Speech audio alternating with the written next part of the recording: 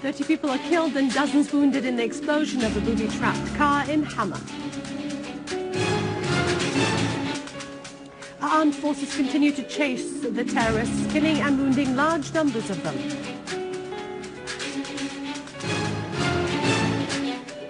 And the terrorist acts of detonating booby-trapped cars caused the death and the wounding of dozens of people in Iraq.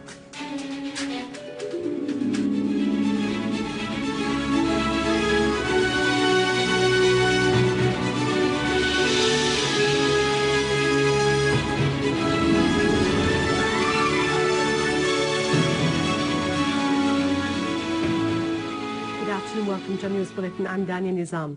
30 citizens were killed and dozens were critically wounded when a suicidal terrorist detonated a lorry carrying 1.5 tons of explosives at the eastern entry of Hama near Salamiya. The explosion took place in an area full of vehicles while a lorry full of gas cylinders was passing by. This caused damage to more than 20 cars and several shops and houses.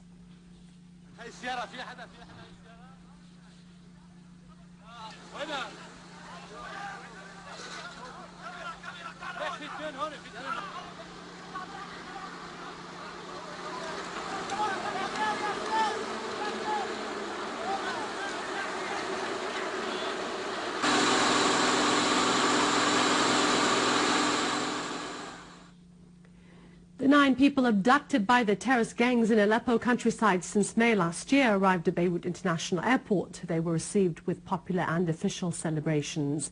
The liberated Lebanese citizens came in a special plane accompanied by the Director General of Security in Lebanon. At the same time, a Qatari plane carried the 2 abducted Turkish pilots from Lebanon after they were released.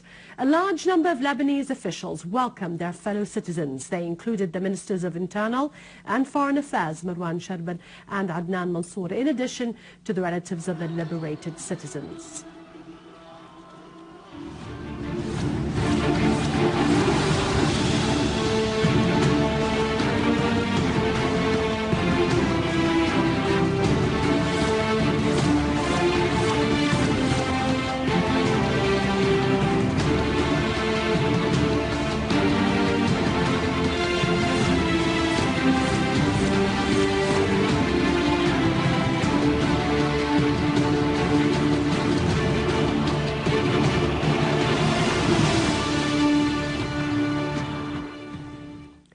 In Damascus countryside, units of the Syrian Arab army attacked terrorist groups in several villages, including in Nebek and Adra areas, killing and wounding many of them and destroying the equipments they used in their crimes.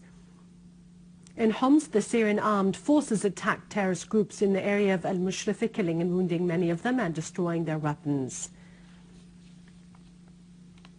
Mohammed Mar'i, a citizen from Aleppo, told the TV news about his abduction by terrorists who detained and tortured him for 2 months. They tried to use him in detonating a booby-trapped car full of explosives near a roadblock manned by the Syrian army in Idlib. إنه أنا بتعامل مع النظام بزت شرايح ضلوا يقتلوني لاعترفت. The international envoy to Syria, Mr. Al-Akhdar Al-Brahimi, asserted that violence in Syria should be stopped as soon as possible through a full ceasefire. He pointed out that the UN would hold a meeting for the Russians, Americans and the other permanent members of the UN Security Council in Geneva. Other Arab countries will also be invited to this conference. Mr. Ibrahimi stressed the importance of exerting efforts by all parties to end this crisis and to work to build a new Syria.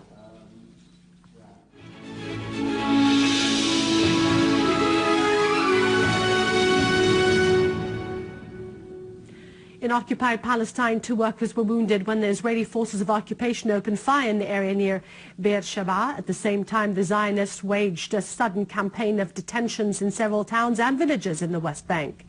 Palestinian sources said the forces of occupation detained 8 Palestinians by storming their houses in Ramallah, Tulkarm, Nablus and Hawara.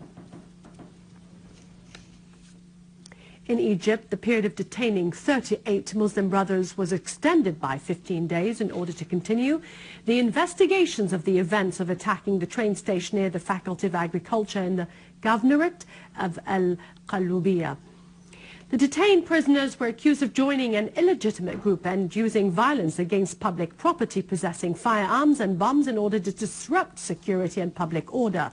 Meanwhile, the court of Shabin Al-Qum decided to renew the detention of Salah Durra, the Imam of the Islamic Center in Chicago, and Sheikh Badawi Al-Bay' of Al-Azhar for 45 days under the charge of using violence in Rabi'a and Al-Nahda squares.